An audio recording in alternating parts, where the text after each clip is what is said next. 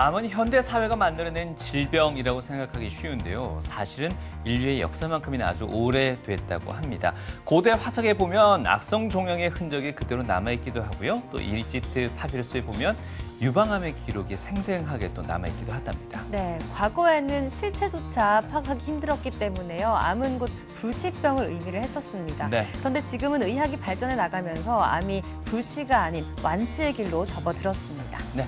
TV 메디컬 약속 오늘 이 시간에는요. 다양한 방식으로 진화하고 있는 암 치료법들 가운데 많이들 궁금해하시는 항암 치료에 대해서 조금 더 자세히 알아보도록 하겠습니다. 네, 도움 말씀 주실 오늘의 주치의 모셨습니다. 혈액종양내과 이경희 교수님과 함께합니다. 안녕하세요. 안녕하십니까? 안녕하십니까.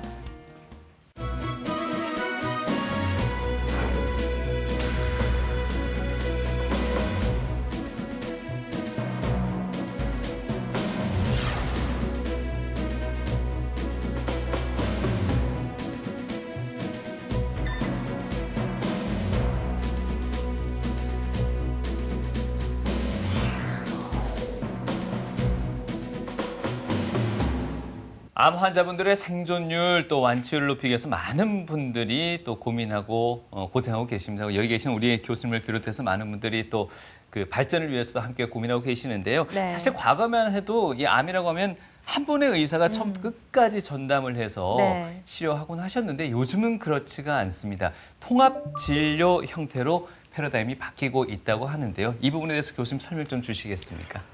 예, 당연히 그 암은 그 발병 원인과 또 당시에 환자마다 기수가 다릅니다. 우리가 1기부터 4기로 구분하듯이 이 다양한 기수의 암 상태를 정확하게 판단하기 위해서는 적절한 어떤 그 전문 의사들이 모여서 이 환자한테는 어떤 치료의 순서대로 하는 것이 가장 합당할까 네. 하는 부분들이 굉장히 중요합니다. 환자의 어떤 치료의 결과를 우리가 만들기 위해서는.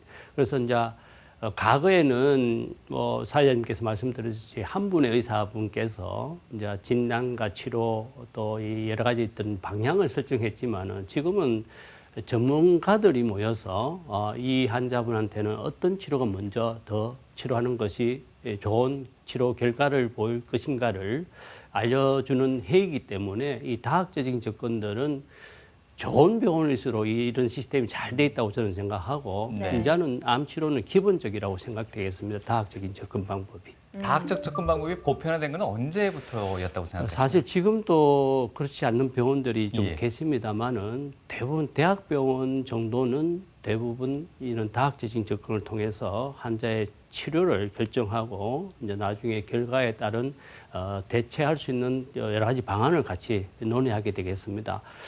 다학적인 접근이 제가 개인적으로 생각하고는 한 10년 이전에부터 네. 시작이 돼서 최근에서 이 중요성을 다 내포하고 많은 대학에서 이런 네. 시스템을 만들고 있다고 알고 있습니다. 네. 70세 남자 환자에 대해서 좀 논의를 할까? 각 분야의 전문의들이 한 자리에 모였다. 히스토리를 잠깐 먼저 하고 세부적으로 오늘 다학제는 최근 폐암 진단을 받은 환자에 대해 의논하는 자리다. 장군입니다. 현재는 백페인이 있어서 일단 RT 오늘까지 내일까지 진행될 예정입니다. 투극상에서 보시면 이런 걸 문제는 뼈로 전이된 폐암. 하실 수 있고 왼쪽 하여 뼈 전이는 특히 폐암 환자들에게서 흔히 발견되는 전이 형태. 환자가 그동안 느낀 통증 역시도 뼈 전이가 원인이었다. 폐암 자체는 여기서 보시면 한 5.7cm 정도 되게 왼쪽 폐의 아랫부분에서 관찰됩니다. 근데 좀 안타깝게 이 폐암 자체가 늑막하고 가까이 있어서 암이 이쪽으로 퍼지신 것 같고 이와 더불어서 뼈 전이가 좀 심하게 가셨습니다. 저희 PET 사진 같은 경우는 점으로 보이는 부분들이 다 거의 암이라고 보시면 되는데요. 여기 보이는 점 하나하나가 거의 대부분의 폐암 전이 하나하나라고 보시면 됩니다. 그래서 이분 같은 경우는 폐암이 굉장히 여러 군데 뼈 전이가 가신 것을 확인하실 수 있습니다. 지금 보시기에는 이 부위가 그동안은 환자의 통증을 줄이기 위한 방사선 치료만을 시행해온 상황. 볼에는 다 내려져. 오늘 다학제는 본격적인 치료를 앞두고 그 과정을 결정하는 자리다. EGFR 뮤테이션이 있어서 타겟에이드 사용함으로 해서 좀 더 치료의 어떤 접근은 좀 쉽지 않을까 싶습니다. 의료 증간의 논의가 이뤄진 후 환자와 보호자들도 다학제에 참석했다. 다행히 환자분 EGFR 뮤테이션이 나와서 거기에 대해서 표적 치료제를 쓰면 될 것 같고, 이 표적 치료제는 우리가 하루 하나를 드시는데 지금 감기 기능도 괜찮으시고 해서 표적 치료제 사용하는 데는 크게 문제 없을 것 같습니다. 표적제는 사실 굉장히 좀 경구용 항암제니까 굉장히 드시기에 굉장히 편하십니다. 머리 빠지고 있는 부작용을 훨씬 덜하기 때문에 가능하지 싶습니다. 다양한 분야의 전문의들을 만날 수 있는 흔치 않은 자리. 보호자들 역시 이 기회를 통해 그동안 쌓아왔던 걱정과 궁금증을 해소해 나간다.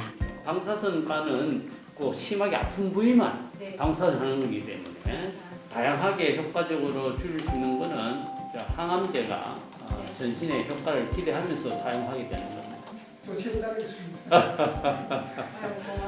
예. 치료를 또 열심히 또 같이 논의하면서 하도록 하겠습니다. 환자의 폐조직을 조금 점검을 해서 그 환자가 갖고 있는 암 특징, 특히 우리가 이제 표적이라 하는 단백질이 있는지를 우리가 확인하는 절차를 거쳐서 좀 이 환자분께서 이제 표적이 있는 걸로 확인이 되었습니다.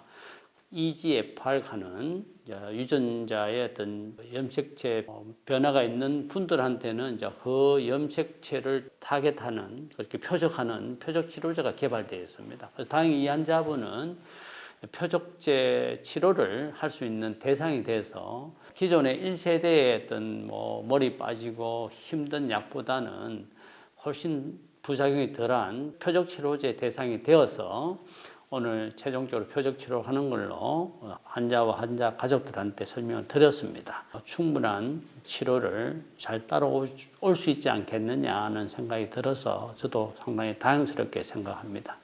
암이 사실 아직도 완전히 정복된 건 아니지만요. 과거에 불치병이라는 오명이 있었던 그런 일부 암들은 이제 또 치료가 가능해지고 있습니다. 네. 이렇게 암 환자의 생존율이 높아진 데는 또 항암 치료 역할이 아주 컸을 것 같은데요. 교수님 어떻게 보십니까? 예, 당연히 많은 이 생존율의 향상을 봐왔습니다만은 당연히 약의 중요성도 분명히 내포되어 있습니다만은 이 나라에서 주는 정책적인 부분과 또 환자들이 알고 있는 지식들이 많이 어우러져서 빠른 시기에 또 치료를 할 수 있는 조기 발견이 또 중요한 원인이 됐을 거라고 저는 생각이 되어지는데 이 모두가 이 정부 또 의사 환자의 어떤 삼위일체에 의해서 향상된 부분은 저는 크다고 봅니다. 예. 네, 생존율과 완치율이 높아지고는 있지만 암은 그래도 무섭고 또 두려운 질병입니다. 네. 환자분들의 신체적인 고통 또 정신적인 고통뿐만이 아니라 보호자분들도 부담이 많이 갑니다. 그렇죠. 네. 이렇게 힘든 암인데도 왜 그 환자 발생률은 줄어들지 않는가 모르겠습니다. 네. 교수님 그 암 환자를 치료하신 지 벌써 30년이 넘었다고 들었습니다. 예, 맞습니다. 그때랑 지금이랑 암 환자 발생률의 차이를 체감하실 수가 있나요? 예, 체감할 수 있습니다. 예. 어느 정도인가요? 예, 제가 이 슬라이드를 좀 갖고 나왔습니다. 예. 이게 이제 벌써 40년 전 슬라이드인데 네. 데이터인데 이 자료는 경향신문이지만은요. 남자 62세, 여자 69세라는 이야기는 평균 생존율을 말하는 건데 당시에 사망 원인 순서를 보면은 뇌혈관 질환, 우리가 중풍 질환들이 이제 대표적인 또 심장마비가 제일 많은 상태였지만 암은 알다시피 네 번째로 가장 많은 이 질환으로 되어 있습니다. 그런데 이제 그 당시에 40년 전에 예상을 했습니다. 2030년 되면 초고령 사회가 되면 어떻게 될까? 알다시피 70세 이상 암 사망률 크게 늘고 뇌혈관, 간 질환 사망률은 줄듯 이래 해놨습니다. 굉장히 현 시점에 맞아 들어가는 데이터가 되겠습니다. 그렇네요. 그래서 40년을 예. 예상하고 이런 데이터가 이런 예상을 하지 않았을까 하는 네. 생각이 되어집니다. 당시에 저희가 2010년도, 2030년도 사망률 높은 질환 순서를 예상해서 나왔는 데이터를 잠깐 가져왔는데 남자는 2010년도에 암이 33% 정도의 3분의 1 정도가 암 환자로 진단되어지고 뇌혈관 질환은 8.4% 정도로 상당히 떨어지고 있는 반면에 2030 되면은 암이 33%에서 38%로 네. 말 그대로 이 5 중에 한 2명 정도는 암 진단을 받는다는 뜻이게 됐고요. 여자분도 당시에는 이 가장 많은 질환군들이 이 여러 가지 다양한 질환 속하지만 암이 당시에도 높았지만은 2030년에는 25%가 되죠. 상당히 이 과거에 비해서 암이 증가됨을 알 수가 있고 과거에 많았던 뇌혈관 질환들은 굉장히 충분히 예방과 적절한 약제의 공급을 위해서 많이 줄지 않았었나. 이 데이터만 보더라도 네. 아까 사회자분께 질문 주시듯이 굉장히 많은 이 암 질환 환자들이 많이 우리가 임상에서 우리 경험할 수가 있겠습니다. 네. 예. 암으로 인한 사망률이 남녀 두 쪽 다 늘어나고는 있는데 남자 쪽의 비율이 더 많습니다. 예. 이유가 뭘까요? 아무래도 남자분들은 이게 대부분 지금 바로 현상이 아니고 가부터 누적된 현상이라고 본다면은 남자들이 아무래도 사회생활을 많이 하고 위험에 대한 노출이 굉장히 많겠습니다. 대표적인 게 저희들 말하는 이런 발암물질 노출에 네. 술, 담배 뭐 등등의 어떤 직업병 등이 포함되어 있겠습니다만은 차후에는 여성들도 사회 진출이 많기 때문에 암 질환도 앞으로 남자 못지않게 증가되지 않을까 어뢰 예상을 해볼 수 있겠습니다. 네. 예. 사실 보통 암이라고 하면은 뭐 암이 생겼다, 암세포가 퍼졌다, 네. 뭐 악성 종양이 발견됐다 등등으로 저희가 이제 흔히 묘사하곤 하는데요. 일단 처음 그 암의 발생부터 조금 더 구체적으로 한번 짚어볼까요, 교수님?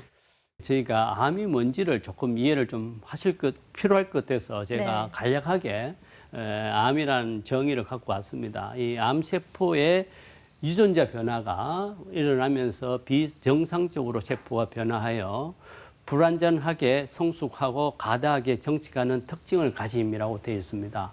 우리가 보통 이 암이라 하면 혹을 떠올릴 겁니다. 이제 이 암세포들이 성장하면서 혹을 형성하기 때문에 실질적으로 혹이 있으면은 사람들이 암이 아닐까 그런 걱정을 하는 부분들이 되어 있는데 암 발생 원인은 정말 너무 다양합니다. 이제 크게 큰 카테고리만 말씀을 드리자면은 방사선.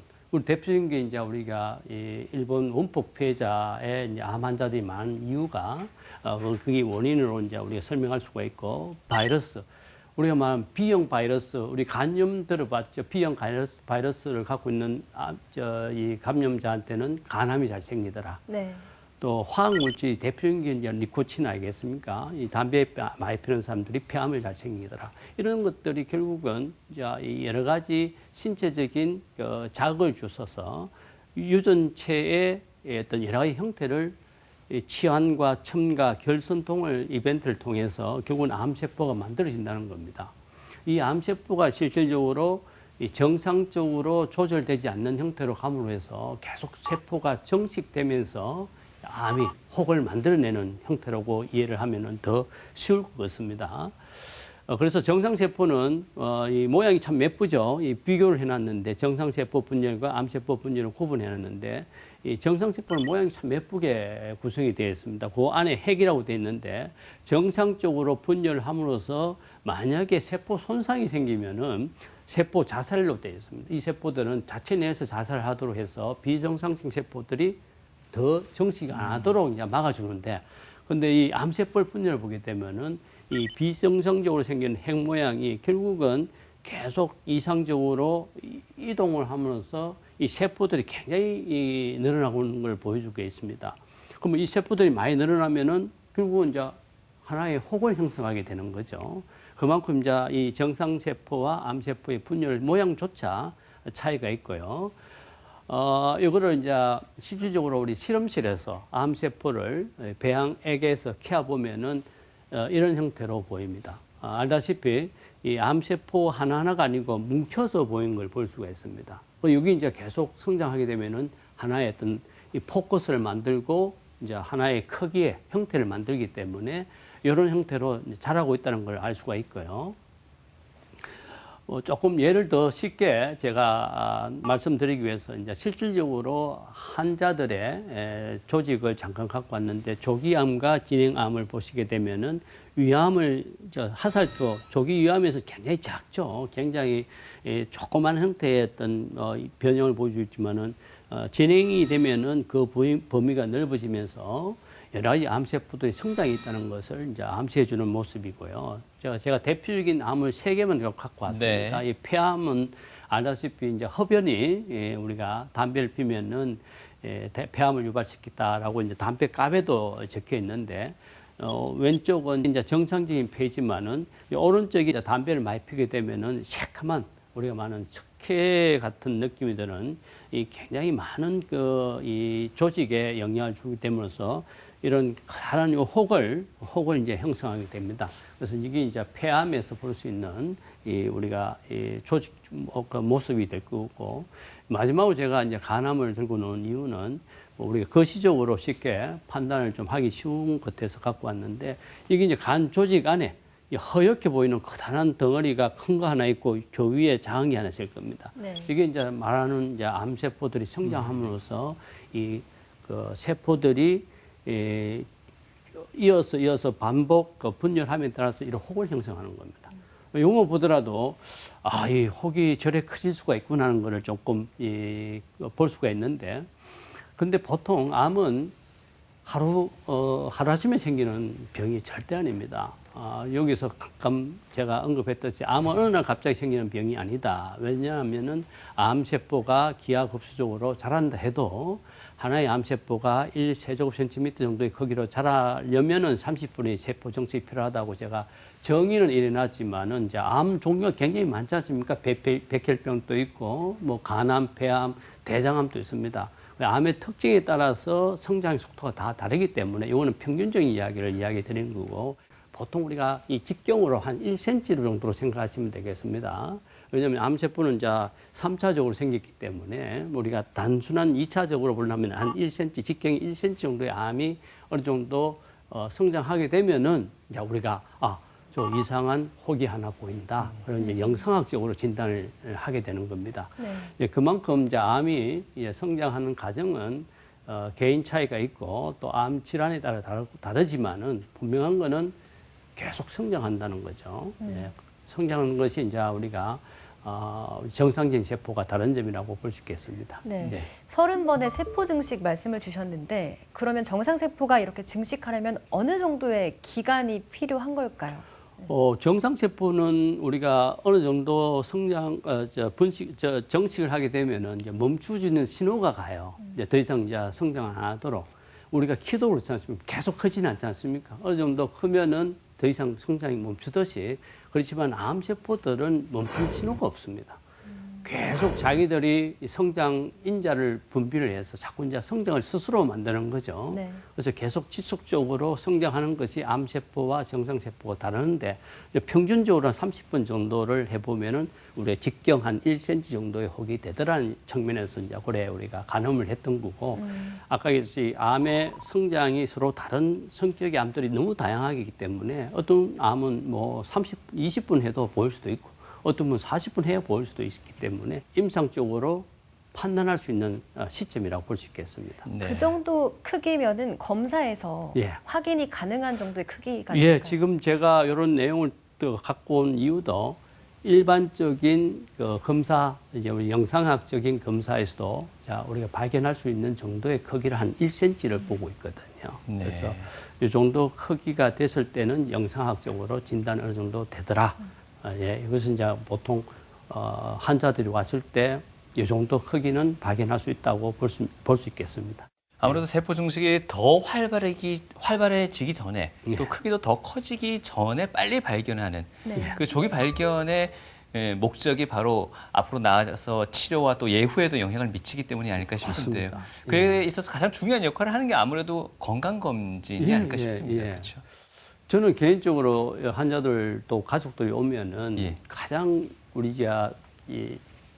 투자, 우리 사람한테 투자가 가장 좋은 투자는 종합검진입니다라고 하거든요. 일단 진단이 내려지면 많은 돈이 들지 않습니까? 근데 조기 진단을 받기 위하고 또 빠른 치료를 하기 위해서는 종합검진이 저는 가장 중요한, 그보다 더 중요한 건 예방입니다만은 네네. 병이 발생됐을 시점을 빨리 찾는 것이 가장 효과적인 치료 시기라고 볼 수 있겠습니다. 네. 사실 그런 측면에서 본다면 우리나라의 그 국가검진, 건강검진 그리고 의료 시스템은 타국에 비해서 상당히 많이 발전해 있다는 느낌이 들어요.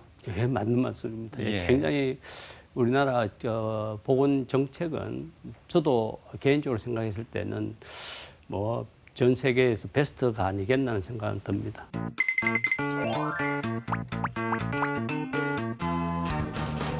교수님, 질문 있습니다. 예, 뭐가 궁금합니까?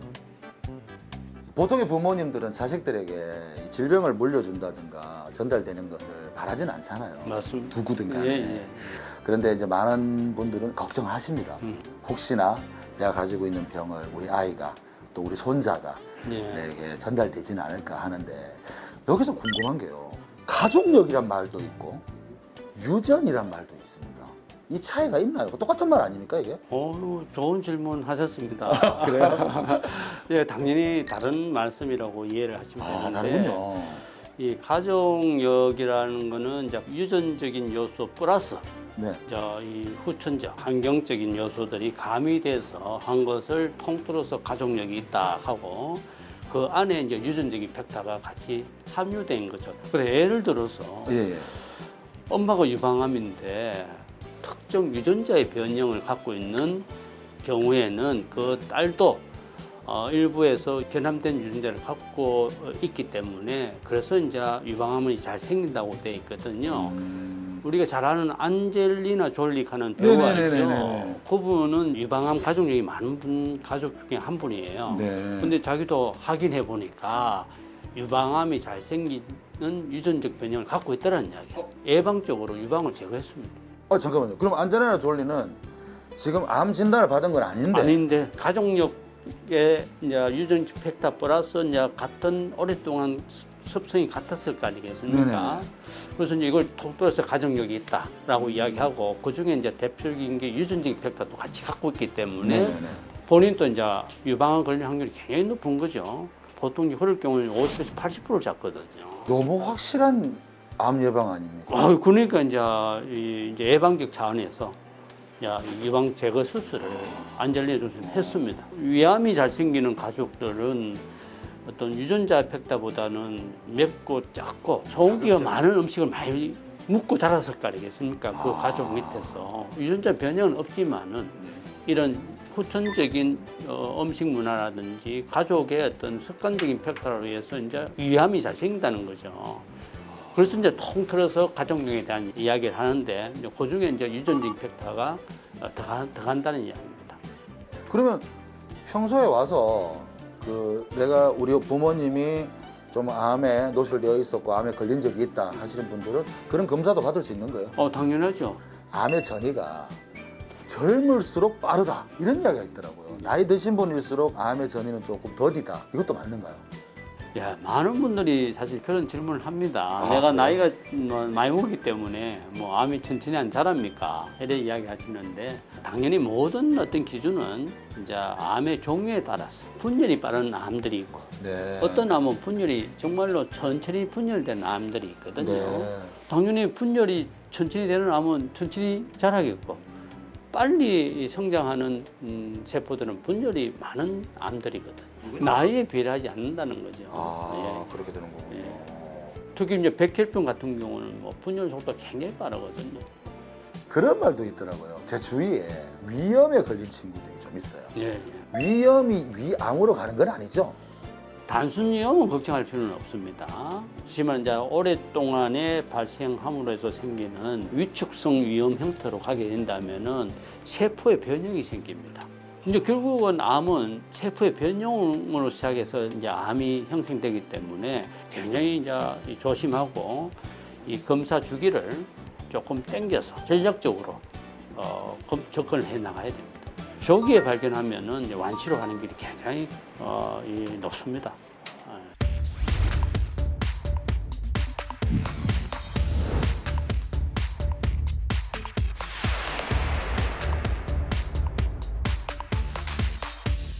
네, 이렇게 의학 기술이 발전하고 또 진화함에 따라서 암 생존율도 많이 높아지고 있습니다. 네. 암 치료가 지금 어떻게 진행되고 있는지 또 그로 인해서 생존율은 얼마나 과거에 비해서 높아졌는지 설명 한번 들어보겠습니다. 예, 우리 국립암센터에서는 우리 국내의 암 사항들을 레포트 형태로 우리가 국립암센터 홈페이지 가면 다 오픈되어 있습니다. 누구든지 다 볼 수 있는 내용들인데.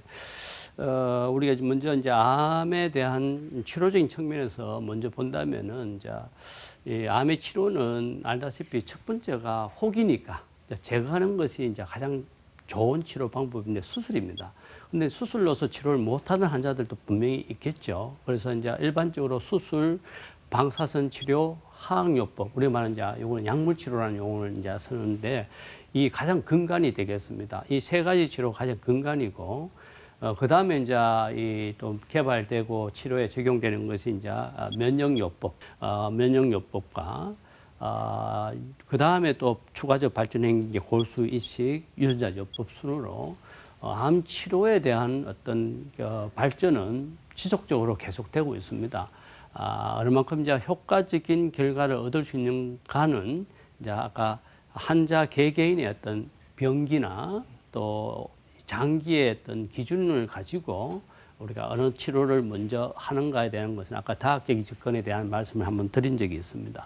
이 암 치료의 발전을 먼저 생각해 본다면은 1960년대에서는 대부분 암 진단을 받게 되면은 사망을 했습니다. 그래서 우리가 고전적으로 암이 왜 무서운가 하면 사망률이 높으니까 저만 제가 진단되면 이제 죽는 병이구나. 이래 이제 이 생각을 되어집니다만은 1990년대에 오면서 굉장히 많은 아까 약품들, 항암제뿐만 아니라 여러 가지 어떤 그 보조 시스템이 많이 발달되면서 환자의 어떤 치료 과정을 좀 더 안전하고 감염이 안 되도록 함으로 해서 이제 이런 여기 이제 90년대 백혈병 제로에서 60. 림프종이라는 암질환은 70%, 고환암 90%, 육모암, 막종암은 70%, 윌럼씨 종은 80%의 완치율을 보고 있다는 거죠. 전에는 제로에서 이만큼 많은 발전을, 지금 22년도니까 그만큼 이제 더 많은 발전을 했겠죠. 그래서 실질적으로 기대 수명까지 생존 시 암 발생률을 2019년 이게 이제 올해 놓은 데이터입니다. 보통 이제 그전 2년 전의 데이터가 이제 올해 발표를 하기 때문에 2019년 데이터를 보기에는 남자는 평균 생존율이 80세입니다. 여자는 87세지만은 암 발생률은 5명 중에 2명, 40%가 남자한테 발생이 되고요. 여성들은 3명 중에 1명, 35%가 암이 발생이 됩니다. 이거만 보면 굉장히 무섭습니다. 이 남자 5명 가면 2명이 암이라는 거고요. 여자분 3명이 가면 그 셋 중에 한 분이 암 진단을 받는다는 뜻입니다. 그만큼 이 암은 근처에서 멀리 있는 게 아니고 굉장히 가깝게 있다는 질환이라는 것을 우리가 이 데이터를 보면 알고 있습니다. 그래서 가만 우리나라는 어떤 암이 가장 많이 발생이 될까 하는 부분인데 알다시피 남자, 여자는 좀 차이가 있습니다. 남자의 이 암 발생 순위 1위가 폐암입니다. 15%, 그 다음 위, 대장, 전립선 암으로 간암 순으로 되어 있고요. 여성들은 가장 많은 암 질환이 유방암입니다. 뭐라고 이제 갑상선 암이 19%, 대장암, 위암, 폐암 순으로 가는데 남녀별로 발생되는 암은 좀 다릅니다. 왜냐하면은 남성이 노출되는 이런 환경과 여성이 노출되는 환경 또 자체 내의 어떤 여러 가지 호르몬 시스템이나 이런 것들이 다 다르기 때문에 나타나는 이 암 발생 순위는 다르다고 볼 수가 있겠습니다. 그래서 이제 전체 암 발생 수는 갑상선 암이 통틀어서는 1위입니다만은 우리 갑상선 암은 이제 완치율이 굉장히 높기 때문에 크게 두려워하지는 않습니다. 제일 두려워하는 게 2인 폐암과 3인 위암입니다. 굉장히 많은 이제 변화는 왔는 건 분명한데 여전히 이제 암은 우리 한국 사망률 1위를 차지하고 있고 또 자꾸 이제 이 암 발생률은 자꾸 증가되는 측면에서 보면은 굉장히 저 자신도 두려운 거죠. 저도 이제 암에 항상 언제 걸릴 줄 모르는 입장에서 치료자 입장뿐만 아니라 이제 모든 국민들이 이 암에 대한 어떤 질환에 대한 이해를 충분히 잘하고 계시고 또 국가 정책상으로서 우리가 암 검진을 굉장히 자주 하도록 시스템이 되어 있기 때문에 진단은 많이 되더라도 아까 이 완치율은 굉장히 높지 않을까 생각이 되어집니다. 네. 그래서 5년 생존율 수치를 보게 되면은 이제 과거 노란 것이 이제 93년에서 95년도고 이 까만 것이 2015년, 2019년의 데이터가 되는 이것만 두 개만 보겠습니다. 네. 1993년도에서는 42%, 43% 5년을 살았지만 지금은 70.7% 5년을 삽니다. 요 갭이 27.8%가 그 몇 년 상간에 생존율이 굉장히 높아졌다고 볼 수 있는 거죠. 그만큼 이제 우리나라의 암 개봉 또 이 정부 정책의 지원 또 의료팀들의 많은 이제 치료 향상 또 약들의 개발 이런 것들이 이제 이런 5년 생존율을 높일 수 있는 원인이라고 생각이 되어집니다. 네. 자, 어찌됐든 뭐 암 환자나 가족들, 뭐 의료진도 마찬가지일 거고요. 이 암 환자를 치료함에 있어서 목적은 아마 100% 완치 내지 뭐 100% 생존율을 100%로 높이고자 하는 게 그 목표가 아닐까 싶은데 네. 교수님 이 생존율하고 완치율에 있어서는 저희가 단어 사용을 어떻게 하면 더 좋을까요? 예, 결국은 이제 생존율이 높아지기 위해서는 완치율이 높아야 된다는 개념이 되는데 예. 완치율을 높이기 위해서는 결국은 이제 국민 계몽을 통해서 정기적인 검사를 통하고 발견이 되더라도 조기에 암이 진단되게 된다면은 아무래도 완치율이 높게 되고 완치율이 높게 되면은 결국 생존율은 상대적으로 더 올라가지 않을까. 네. 그래서 나라 정책도 지금 이제 과거에는 우리가 5개의 암에만 국한되어 있는데 최근에는 폐암이 추가가 되어 있습니다. 왜냐하면 폐암의 사망률이 굉장히 높지 않습니까? 우리가 1위거든요. 그러면 폐암이 실질적으로 국가 이 검진 프로그램에 이제 포함이 되어 있기 때문에 향후 우리가 이 생존율을 좀 더 높아지지 않을까 이런 생각을 해볼 수 있겠습니다. 어떻습니까? 교수님께서 갖고 계시는 그 암 치료의 목표, 목적, 뭐 생존율 100% 이렇게 말하면 좀 성급한 걸까요? 어떻습니까? 저는 그래 되기를 기대합니다. 네. 그래서 우리가 암 치료는 이제 여러 가지 상황에 따라서 목표를 구분해야 된다고 생각이 됩니다. 이분은 완치를 목적으로 해야 된다. 또 저분은 완치는 힘들지만은 암을 가지고 오래 생존할 수 있도록 한다. 또 이분은 이제 암의 진행이 너무 심해서 고통도 심하고 한다면은 이분은 이제 치료보다는 완화, 우리 완화 조치를 통해서 환자의 고통을 줄이는 그게 목표가 돼야 된다는 거죠. 그래서 여기 보시면은 이제 완치의 목적은 말 그대로 가장 기본입니다. 모든 암 환자들 완치를 우리가 목표를 하지만은 그렇지 않는 분들은 이 암을 조절함으로써 유익한 삶을 연장시키고 또 아까 암이 너무 이 진행이 많이 돼서 어떤 암 치료에도 효과를 기대하기 힘들 경우에는 환자가 남아있는 삶의 질을 정진함으로써 이 좀 편안한 삶을 마무리할 수 있도록 하는 것이 이제 환자가 갖고 있는 병 상태에 따라서 저희가 이렇게 구분을 해서 목표점을 잡습니다. 네. 예. 다음 페이지는요? 예. 그래서 이제 이분은 이제 아까 바로 수술하기 힘들거나 또 이 암이 많이 전이돼서 이제 항암 치료를 해야 될 환자분이 있겠죠. 이제 그런 분들은 이제 우리가 이 항암 치료를 일반적으로 해야 할 경우에 원칙을 한 4가지로 좀 정리를 해봤습니다. 비록 암이 조금 이동을 하더라도 떼낼 수 있으면 떼내고 남아있는 혹을 항암 치료에서 좀 줄이는 방향으로 하는 방법을 첫 번째 의미고, 국소적인 혹은 절제술이 불가능하면은 항암 방사선 치료를 해서 크기를 줄여서 수술을 하라. 그리고 세 번째는 전이된 병변이면 전신 항암 치료를 고려하고, 마지막은 아까 이야기했듯이 다학제적인 접근을 해서 이 환자한테 가장 적절한 치료 방법이 뭔지를 우리 다양한 전문가들이 논의를 통해서 결정하는 것이 제일 중요한 이 가이드라인이 되겠습니다.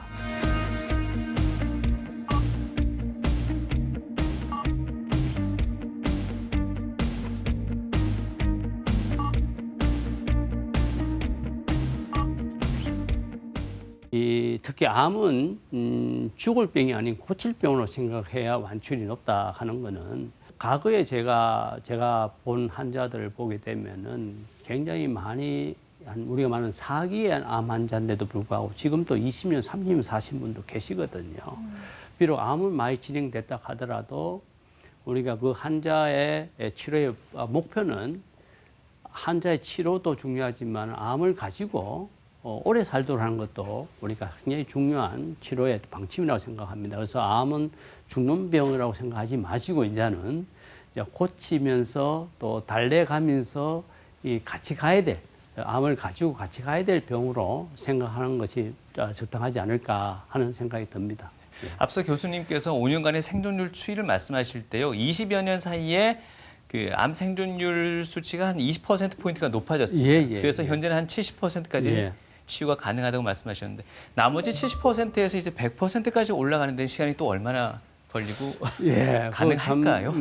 저희 이제 암을 전공하는 제 입장에서는 예. 이제 그런 날이 뭐 빨리 왔으면 싶은 마음이 드는데 이제 남아 있는 처음에는 뭐든 치료든 처음에는 이제 잘 듣는 시기가 있습니다만은 그 다음 단계가 이제 굉장히 많은 시간과 또 임상 시험을 통한 연구들이 굉장히 많이 필요합니다.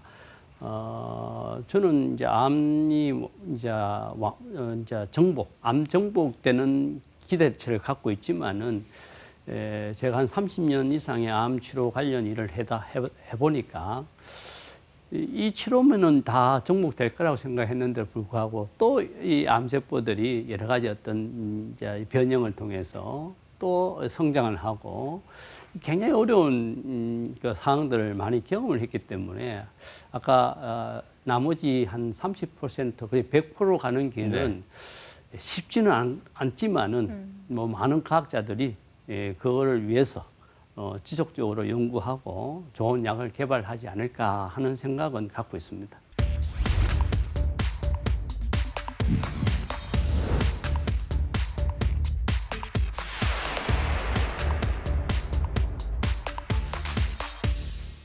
TV 메디컬 약속 오늘 이 시간은요. 진화하는 항암 치료에 대해서 혈액종양내과 이경희 교수님과 함께 이야기 나누고 있습니다. 네, 물론 이 암의 종류나 뭐 진행 정도에 따라서 항암 치료 방법도 여러 가지로 천차만별 차이가 클 것 같습니다. 간단하게 먼저 소개를 좀 부탁드릴까요? 자, 저희가 이제 암 진단을 이제 환자분께서 이제 받게 된다면은 많은 질문을 받게 됩니다. 이제 굉장히 궁금한 점들을 질문하시겠죠. 그래서 저희가 제일 먼저 이제 이 환자분들한테 제일 좀 말씀드리는 거는 이제 당황스러운 부분을 일단 안정을 시키고 또 이 현재 암 환자분의 정확한 병 상태를 이제 설명을 이제 드리고 그 다음 단계의 어떤 치료와 방향 설정을 대한 설명을 드립니다. 이제 암의 종류에 따라 좀 다르겠지만은 이제 암이 어떤 어느 부위에 발생됐느냐 또 같은 폐암이라도 그 조직형에 따라서 치료 방법이 다르기 때문에 어떤 분은 이제 폐암인 게 똑같은 치료 방법이라고 생각하시는데 또 우리 조직형을 가진 또 타입에 따라서 또 치료 방법이 다르다는 걸 설명드려야 되고 또 제일 중요한 게 암의 병기입니다. 이제 우리가 첫 번째 치료의 원칙은 수술입니다. 수술은 가장 중요한 시점은 국한됐을 때, 안 퍼지고 국한됐을 때 수술로서 치료하는 게 가장 좋은 방법이기 때문에 이 국소 치료가 중요한가? 만약에 국소 치료가 무할 정도로 암이 퍼졌다 하면은 단순히 전신 치료가 필요한 시점이기 때문에 이제 그것 또한 설명을 드리고요. 그리고 이제 만약에 우리가 항암 화학요법하는 거 우리가 말하는 항암제라는 용어를 쓰게 되는데 일반적으로 이제 받게 된다면은 어떤 종류의 항암제를 쓸 것이냐 이건 약간 표준 치료가 되겠고요. 이 표준 치료를 할 경우에 이제 항암제 하는 거는 굉장히 독성을 많이 동반하는 약이기 때문에 그 반응 및 독성에 관련 부분도 환자한테 설명을 드리게 됩니다. 그래서 우리가 항암 약물 치료를 하는 거는 이제 지금 많이 이제 우리가 이제 1세대, 2세대, 3세대 같이 이제 자꾸 개발이 되고 환자들한테 부작용을 적게 하면서 효과를 높이는 이런 형태로 자꾸 이제 진화하게 되겠습니다. 첫 번째 우리나라에서 처음으로 가장 많이 도입된 것이 이제 첫 번째 1세대 항암제입니다. 1세대 항암제는 말 그대로 세포 독성을 갖고 있는 항암제이기 때문에 굉장히 많은 부작용을 갖고 있습니다. 그렇지만 그 당시에는 이 약 외에 없었기 때문에 주로 1세대 항암제만 가지고 항암 치료를 했던 그 시점이 지금까지도 오고 있습니다만은 이런 부작용을 없애고 효과를 높이는 이제 이 방안들이 이제 계속 연구됨에 따라서 이제 표적 치료제라는 2세대 항암제가 개발이 됩니다. 표적 치료제는 말 그대로 이 아까 암 덩어리 내에 이 암세포를 만들어내는 기전을 타겟하는 표적이 있느냐 없느냐에 따라서 우리가 이제 2세대 항암제를 사용할 수 있고 없고 하고, 그런데도 불구하고 이 2세대에 좋은 약이 있는데도 불구하고 효과가 없는 분들이 또 계십니다. 이런 분들은 또 3세대로 넘어가야 되겠죠. 그래서 최근에 가장 많이 우리가 알려진 3세대 항암 치료는 면역 항암 치료라고 이야기를 합니다. 그래서 1세대, 2세대, 3세대 모두 지금 현재로서는 현재도 다 사용을 하고 있고요. 그렇지만은 어느 제너레이션, 어느 세대의 약을 이 환자한테 도움이 되느냐는 판단은 아까 조직형이라든지, 그리고 아까 표적이 있느냐 없는지, 또 이런 또 면역 기능을, 이 반응이 좋은 환자이냐 아니냐에 따라서 약을 선택하게 됩니다. 그래서 제 마음대로 약을 선택하는 게 아니고 이 환자한테 맞춤 치료가 된다고 생각하시면 되겠습니다. 네. 1세대는 금방 다시 한 표로 제가 다시 설명하자면은 이 정상적인 암세포뿐만 아니라 정상적인 우리 조직세포도 이제 공격을 받게 되기 때문에 부작용이 많은 거죠. 그래서 우리 통상적으로 암 환자를 보면 머리를 많이 좀 빠진 분들 보시죠. 네. 그것도 항암제 부작용이건데 대부분 1세대 항암제를 사용했기 때문에 많이 생기는 부작용인 거죠. 그리고 두 번째 2세대는 이 1세대에서 우리가 부작용을 너무 많이 생기니까 정말로 이 환자한테 맞는 치료를 하자. 맞춤 치료의 대표적인 표적 항암제거든요. 이 환자한테 표적이 되는 단백질이 있으면은 이전 표적 항암제를 투여해서 이 암세포를 죽이는 방법을 우리가 2세대 항암 치료라고 하고, 이 3세대는 최근에 면역 항암제라고 해서 이 면역 세포를 활성화시키고 면역을 억제시키는 것을 막음으로 해서 이 면역 기능을 개선하는 거죠. 그래서 우리 몸에 갖고 있던 면역 활성 세포들을 많이 만들어내서 암 치료를, 암 세포를 공격할 수 있는 것이 이제 3세대 면역 항암제라고 볼 수 있겠습니다. 그래서 이제 항암제 진화는 이제 1세대를 1970년대에 주로 많이 사용했던 약이라 하면은 이 2세대 항암제는 2000년대, 그리고 3세대 항암제는 2010년대부터 이런 이 파라다임이 있어서 이제 바뀌고 가고 있는 암 치료의 어떤 방법들이 좀 더 진화되면서 환자는 부작용은 적으면서 효과를 높이는 쪽의 항암제의 어떤 변화라고 볼 수 있겠습니다.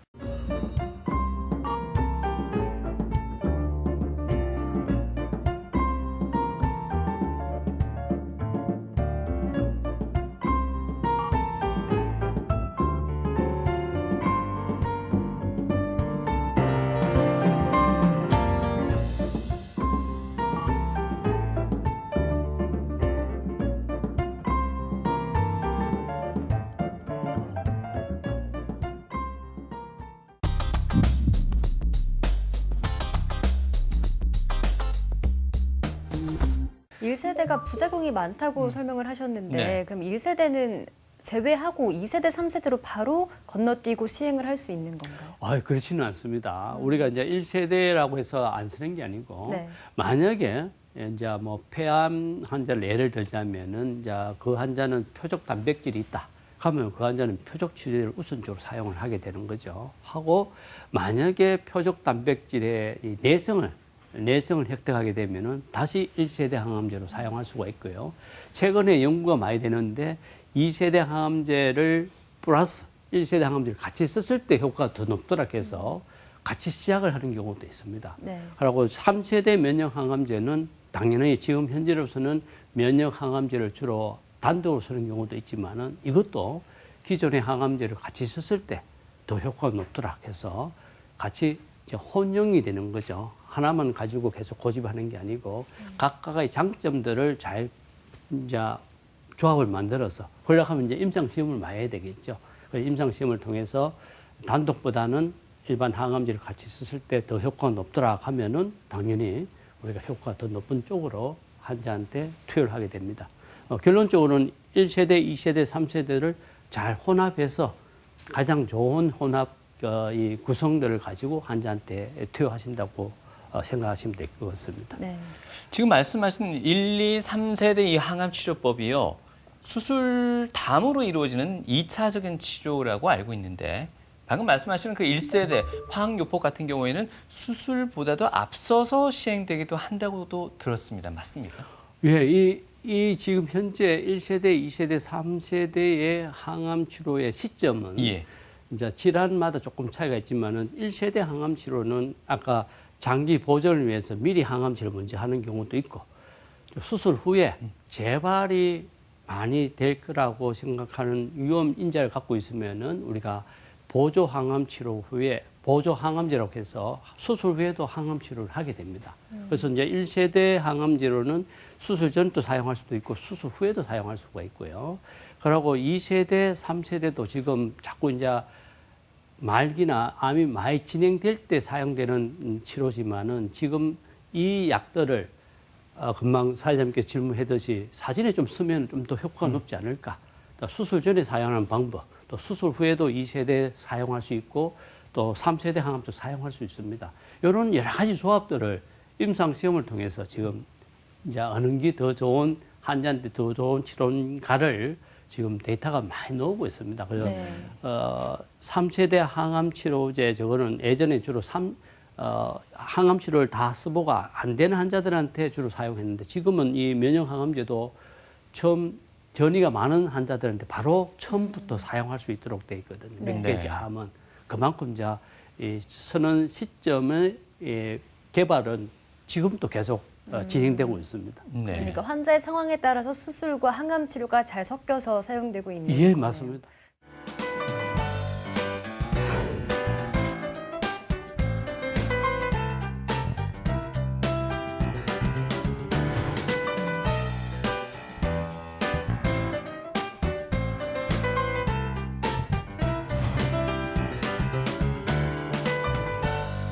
나을 수 있다는 확신이 정말 중요합니다. 무엇보다 중요한 건 자꾸 시간이 가니까 지금 현재가 가장 중요한 순간이다라고 생각하시고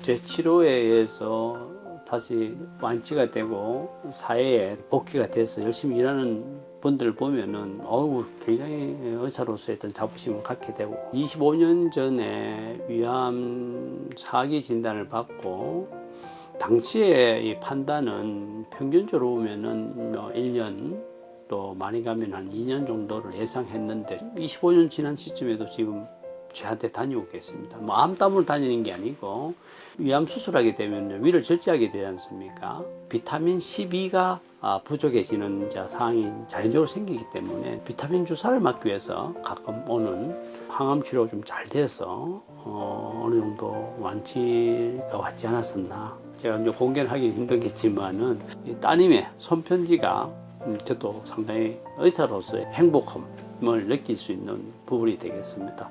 그 환자분의 남편도 최근에 암 진단을 받게 됐습니다. 지금 두 분이 외를 다니고 계십니다. 그분이 그래도 제일 기억이 남고 또 젊은 환자분이었는데 특히 따님이 제 외부의 제 사진을 보고 그걸 그려서 조그만 액자에 이어서 저한테 준 적이 있었습니다. 암 치료의 결과도 참 중요하지만은 환자와 환자 가족, 의사 간의 신뢰가 참 중요하지 않습니까? 치료자 입장을 떠나서 사람으로서의 어떤 즐거움을 크게 느꼈습니다.